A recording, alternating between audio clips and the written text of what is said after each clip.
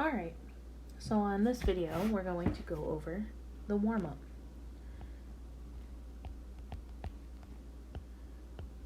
For today, which is May 12th. The first thing that we're going to have to do is write down the equation to the problem. And so it's going to be magnesium solid plus HNO3 aqueous, because it says it's in solution, yields H2 gas, hydrogen gas, plus magnesium nitrate. Now remember that magnesium has a charge of +2, and nitrate, according to your table in your comp book, has a -1. So that means we're going to need 2 nitrate to balance that out. And it is also in solution, so it's also aqueous. So now what we need to do is we need to balance the equation. And so I notice that currently I have 2 nitrates and 2 hydrogens on my product side, but I only have 1 of each on the reactant side.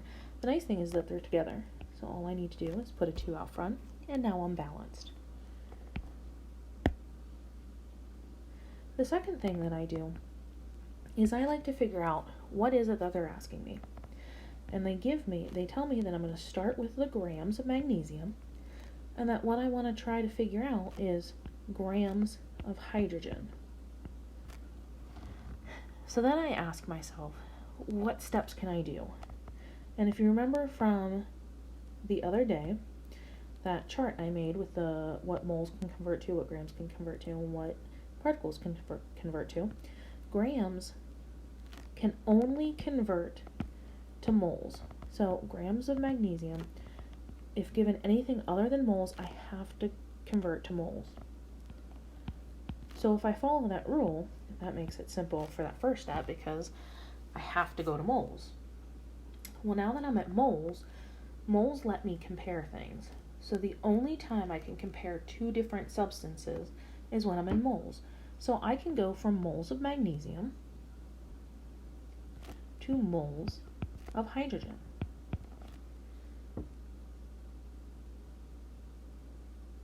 Then, since I'm at moles of hydrogen, I know I can go back to grams of hydrogen. So this is going to be the route that I take. So I know that to go from grams to moles to grams, that requires me to use the molar mass. And in this case, I'm going to use the molar mass specifically of magnesium, because I'm going from grams of magnesium to moles of magnesium. When I go from moles of one substance to moles of another, that's going to be my mole ratio, which is basically just the coefficients of my balanced equation. And then for the third step, I need to go from moles of hydrogen to grams of hydrogen, which once again is just going to be the molar mass, but this time it'll be the molar mass of hydrogen. So that's what we're going to do. So to set up the problem, once again, I'm going to take baby steps here. So I'm going to set it up with just my units. So I start with grams of magnesium over 1. They give me 40 grams. So I know, because of what I just put up above, that what I had on top now goes on bottom. That's what I want to cross out. And what I want to go to goes on top. So if you keep that in mind, then that makes this really nice. Because then, if you do this part here, I have moles of magnesium, moles of magnesium. Moles of hydrogen, that's what's going to go on top. Moles of hydrogen. Grams of hydrogen, grams of hydrogen. And so that makes it really easy, because that's really the difficult step, because then we know, like I said, what we had in the previous equation is what's going to go on bottom. I need to cross out. So that means that on the bottom here will be moles of magnesium, and on the bottom over here will be moles of hydrogen. Just to point that out a little bit more, like I said, that's going to go down there, that's going to go down there, That's going to go down there. And as long as you have that equation up top, we know that this is what's going to go here, this is what's going to go here, that's what's going to go there, and that's what's going to go there. So it makes it a lot easier. For those of you that struggle with ratios, this makes it a little bit less difficult when thinking about it. So now what I'm going to do is, now that the tricky part's done, I'm going to add my numbers. Well, I said to go from grams to moles, I need the molar mass. And so the molar mass of magnesium is 24 grams of magnesium for every 1 mole of magnesium. If I look at my ratios up here, because now I need to use my mole ratio, or the coefficients of my balanced equation. So moles of hydrogen, there's no coefficient there, so it's assumed to be 1. And there's no coefficient in front of my magnesium, so it is also assumed to be 1. Lastly, I need to do my molar mass of hydrogen. And so when I do the molar mass of hydrogen, it's going to be 2 grams of hydrogen for every 1 mole of hydrogen gas. And so now I just plug and play in my calculator. And I get 3.3 grams of hydrogen gas. The reason I keep saying hydrogen gas is because remember that in its gaseous form, it's H2, it's a diatomic. If I just ask for how many atoms of hydrogen there are, unless I specifically say hydrogen gas, it means how many individual hydrogens do I have, not how many diatomic hydrogens do I have. So that's a very important determination to make. Okay. So then on number 3, number 3 asks me to determine if I have grams of magnesium nitrate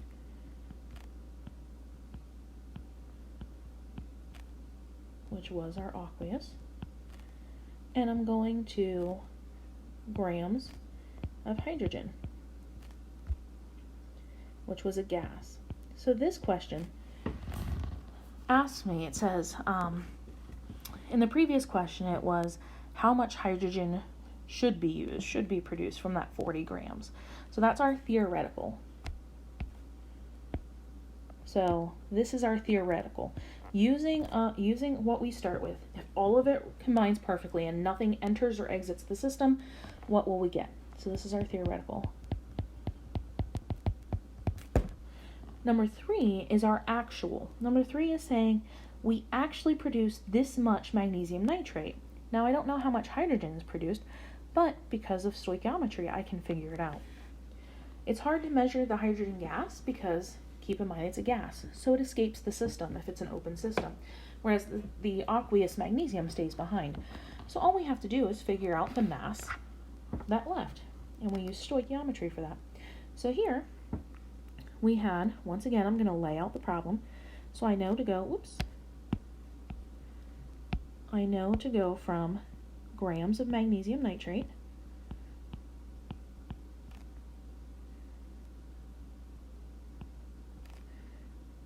I can't compare anything from grams. When given grams, you must convert to moles.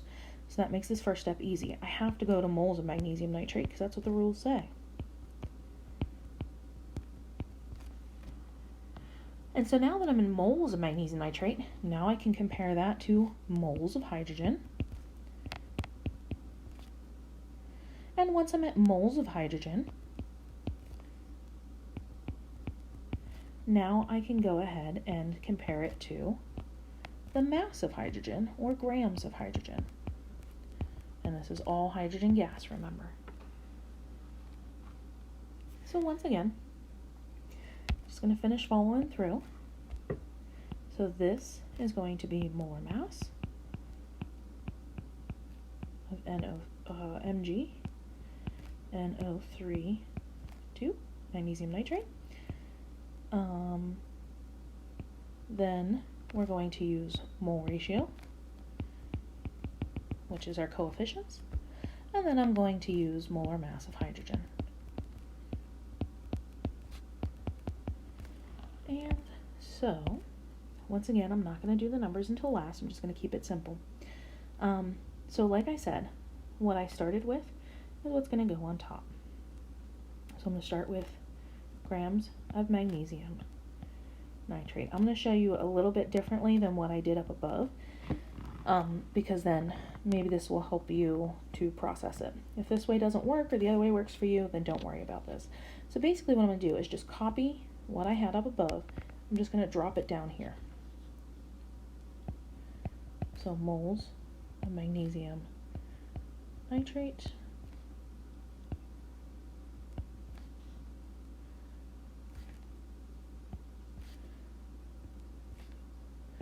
moles of hydrogen,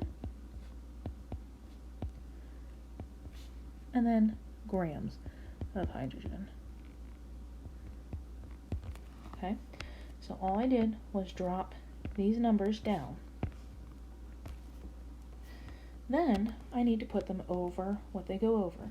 My given always goes over 1, so my first one is always going to go over 1. Then, remember, like I said before, what was on top needs to be crossed out, so it's now going to be what goes on bottom. And that's in every single case. So, that's all I have to do, is write that same thing on the bottom.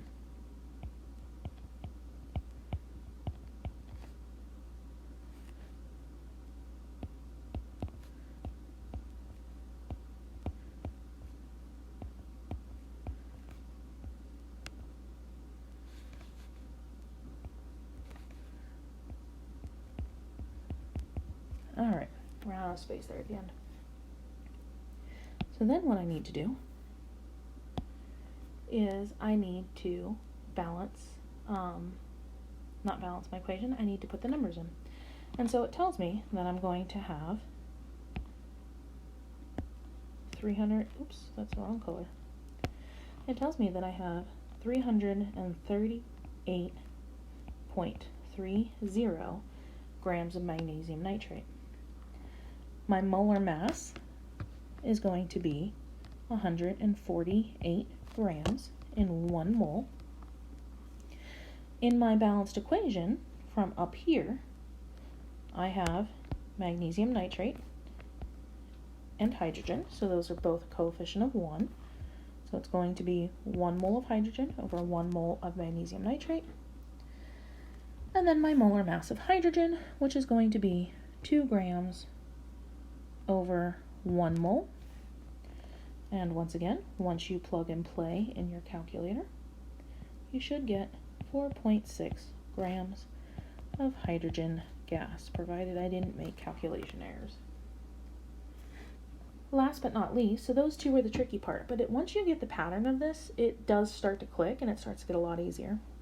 So for number 4, you need to figure out theoretical yield, or you need to figure out percent yield, which remember is going to be our experimental minus theoretical over theoretical times 100%. And if you remember up here, I already said that the purple was our theoretical, and so that means that this green was our actual or experimental. It's what we actually got in our experiment. So I'm going to take my experimental, oops, which is 4.6 grams of hydrogen minus 3.3 grams of hydrogen gas divided by 3.3 grams of hydrogen gas times 100%. And I got 39%. Remember, if this value is positive, it tells you that your actual amount was higher than what was expected. If it's a negative amount, it tells you that your experimental value was lower than what was expected. If you have questions, as always, message me and let me know.